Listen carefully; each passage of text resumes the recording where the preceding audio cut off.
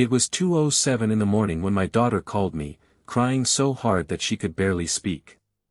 "Dad, please come get me." I grabbed my keys and drove straight to her house.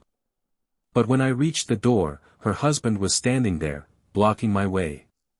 He looked me in the eyes and said, "You're not taking my wife anywhere." What he didn't know was that I had already discovered the secret he was desperately trying to hide. The day my father died, my brother looked me in the eyes and said, "Dad left the house to me." I didn't know what to say. That house wasn't just a property. It was the home where my father had raised us, where Mom had spent her final years, and where my brother and I had grown up. So when Michael showed me a document claiming Dad had left everything to him, I was completely shocked, but I was too heartbroken to fight. The funeral had happened only 2 days earlier. Everyone was still grieving when Michael suddenly called the family together. He placed a folder on the table and said, "Dad made his decision before he died." Inside was a document with signature. According to Michael, the house belonged entirely to him. I looked at the paper carefully. Something about it felt wrong. I asked, "When did Dad sign this?" Michael immediately answered, "A few months before he died." That answer bothered me, because during those months, Dad had been seriously ill, and I remembered something he had told me shortly before going into the hospital. He had handed me a sealed envelope and said, "Daniel, don't open this until you really need to." I had completely forgotten about it. Michael continued talking about the house, but I barely heard him. All I could think about was that envelope. Later that night, I returned to Dad's house. I went straight to his bedroom and opened the drawer where I had kept the envelope. It was still there. My hands were shaking as I opened it. Inside was a handwritten letter from Dad. The first line said, "Daniel, if you're reading this, something has gone terribly wrong." I froze. I continued reading. Dad explained that he had become suspicious of Michael before his death. Michael had been asking questions about the house, Dad's bank accounts, and his important documents. Dad wrote that he had already created a final will with his attorney, and according to that will, Michael was not getting the entire house. The property was supposed to be sold, and the money divided between us. I couldn't believe it. Then I found something else inside the envelope. A small USB drive. A note was attached to it: "Do not confront Michael yet. Take this to my attorney." I stared at the USB drive. For the first time, I realized something. Michael hadn't simply misunderstood Dad's wishes. He might have been lying to the entire family. I picked up my phone and searched for the lawyer's number. But before I could make the call, I heard the front door open. Michael was home. And he was walking toward Dad's bedroom. I quickly hid the letter and USB drive in my pocket. The bedroom door opened. Michael stood there. He looked at me, then he looked at the drawer. And his expression suddenly changed. "Daniel," he said quietly, "what exactly are you doing here?" I didn't answer. Because at that moment, I realized something terrifying. Michael already knew about the envelope. Michael stood in the doorway and stared at me. "What are you doing in Dad's room?" I tried to stay calm. "I came to look for some of Dad's things." He didn't move. Then he asked, "Did you find anything?" That question confirmed my suspicion. Michael knew there was something in that room. I shook my head. "No." He watched me for a few seconds, then walked away. I waited until I heard the front door close.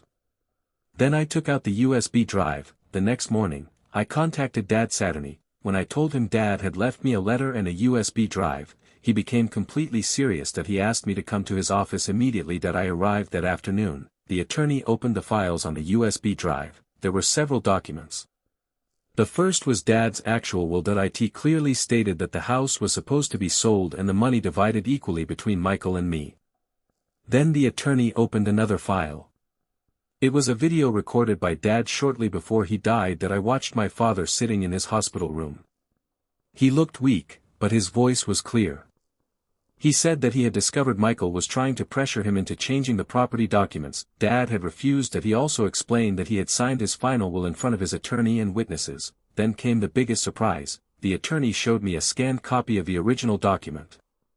The signature Michael had shown the family looked almost identical. But it wasn't the same document. It was a fake. I couldn't believe my brother had gone that far. The attorney told me not to confront him yet. He said, "Let me handle this legally." I agreed. For the next few days, I said nothing. Michael became more confident that he started telling relatives that the house was officially his. He even began planning renovations. Then he called me. He said, "You should stop fighting this, Daniel. Dad made his choice." I calmly replied, "Maybe you're right." He laughed. "Finally, you're accepting reality." I hung up. What Michael didn't know was that the attorney had already contacted the county records office. Within days, the original will was officially verified. And then the lawyer discovered something even more important. The document Michael had presented wasn't simply different from the real will. The signature had been copied from an older document. The witnesses listed on Michael's version had also denied signing it. That we finally had enough evidence, but I still didn't confront Michael. That I wanted him to believe he had won. Then, one evening, Michael called a family meeting at Dad's house. That he invited our relatives and announced that he was going to take full ownership of the property. Everyone sat silently. Michael stood in the living room with a smile, then he looked at me. "Daniel, I hope you finally accepted that this house belongs to me." I looked at him and smiled. "No." His smile disappeared. That I placed a folder on the table. "The house doesn't belong to you." Michael stared at me, then I added, "And we have the original will, the attorney's records, and proof that the document you showed everyone was fake." The room went completely silent. Michael's face turned pale, but he still had one last thing to say: "You can't prove I did anything." I looked at him, then I placed Dad's recorded statement on the table. "Actually, Dad already did." Michael stared at the screen, and for the first time since Dad's death, he realized his plan was falling apart. Michael stared at the video. For several seconds, nobody said a word.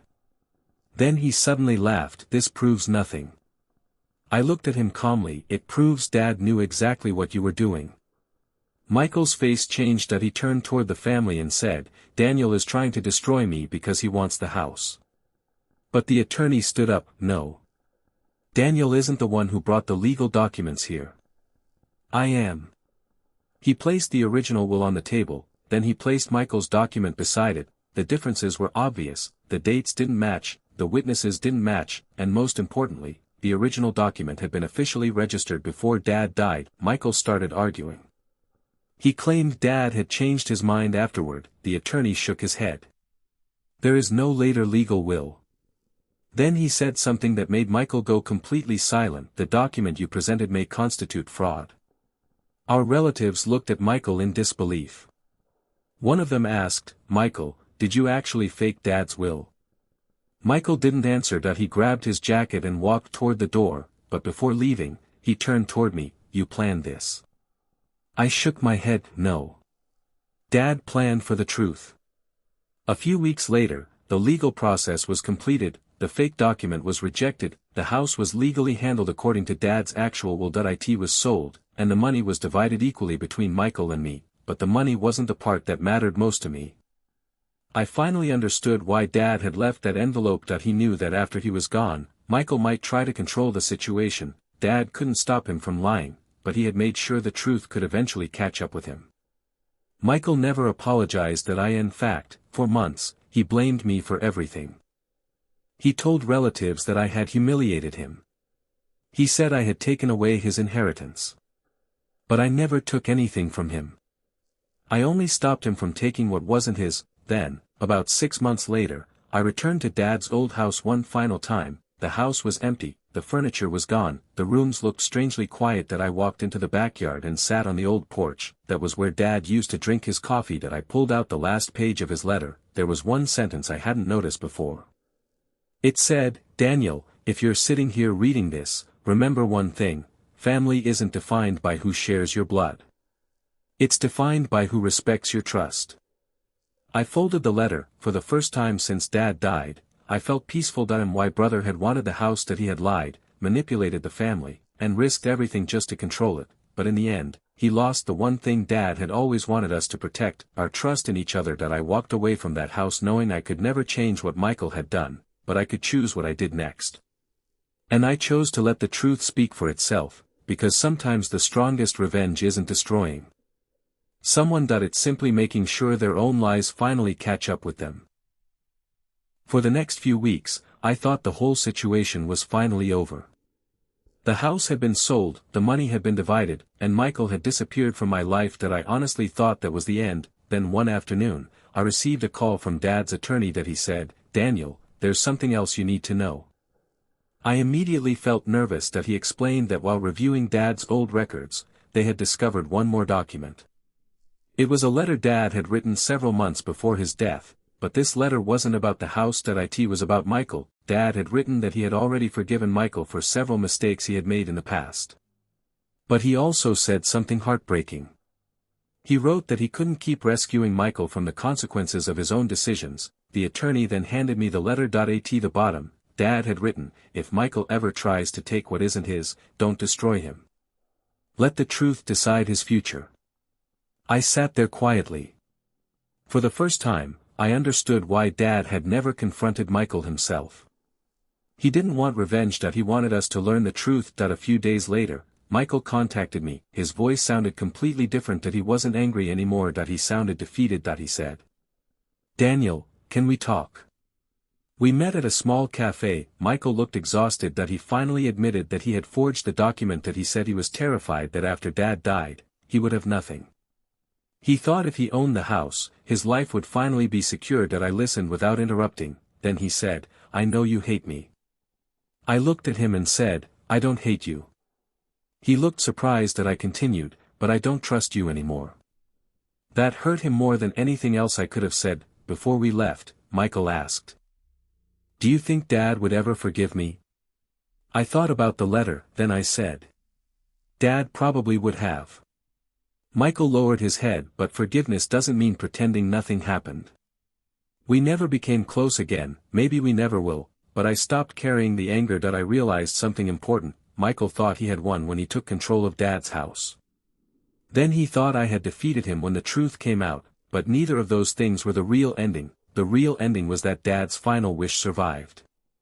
The house was sold fairly, his truth was protected, and his family finally understood what he had been trying to teach us. Months later, I returned to the old property. The house was gone from our family, but I kept something much more valuable. Dad's handwritten letter. I framed it and placed it on my desk. Every time I read it, I remember the last lesson he left me. You don't always have to fight back, sometimes you just have to stay calm, protect the truth, and let the person who lied eventually expose themselves. My brother wanted revenge against the past. He wanted the house. He wanted control, but in the end, the truth took everything he thought he had secured, and I didn't win the house. I didn't win the money. I won something far more important. I walked away without becoming the person my brother had become, and that was the final revenge. Not destroying him, just refusing to let his lies destroy me. I played my father's recording again. His voice was calm, but I could hear the fear in it. The property is not what they're really after. I looked at my husband. What does that mean? He didn't answer. Dad continued, "Years ago, I discovered that my business partner was hiding money through the company. My heart started racing. Dad had collected evidence against him, bank records, contracts, secret transactions. Everything was stored in one hidden location. Then Dad said, "If anything happens to me, the evidence will protect my daughter." The recording suddenly stopped. My husband looked at me. "I know where the evidence is." Before I could ask how, someone knocked on the door. 3 times. We froze. My phone buzzed. A message from the man outside. "Give me the USB, and nobody gets hurt." My husband whispered, "Don't give it to him." Then my mother called. She said, "The evidence isn't in the house. Your father hid it somewhere only you would remember." I suddenly remembered my childhood. Every birthday, Dad took me to the same place. An old storage room behind his company. I knew exactly where we had to go, but as we left through the back door, I noticed something terrifying. The black car was no longer outside. They were already following us. I finally knew where my father's evidence was hidden, but someone else knew too. We reached my father's old storage room before anyone else. Inside, I found the box I remembered from childhood. My hands were shaking as I opened it. There were bank records, contracts, and one final recording. It proved that my father's former business partner had been secretly moving money through the company for years, but the biggest shock was a message my father had left for me. "I knew they would eventually use someone you love to reach you." I looked at my husband. He lowered his head. He had betrayed me, but he had also helped expose the people behind the plan. the police arrived with my lawyer. The evidence was enough to begin the investigation. My father's former business partner was arrested, and the fraudulent property documents were stopped. My husband and I ended our marriage. Not because I wanted revenge, but because I finally understood that trust can't survive on lies. My sister apologized. My mother admitted she had been secretly protecting my father's company, and the property remained mine. Months later, I returned to my father's office. I opened his final letter. It said, "Never let someone else's betrayal convince you that you're not worth trusting." I finally understood. My husband thought he was using me. My father's business partner thought he could take everything. They all believed I was too trusting to discover the truth. They were wrong. Their biggest mistake wasn't betraying me. It was underestimating me. The end.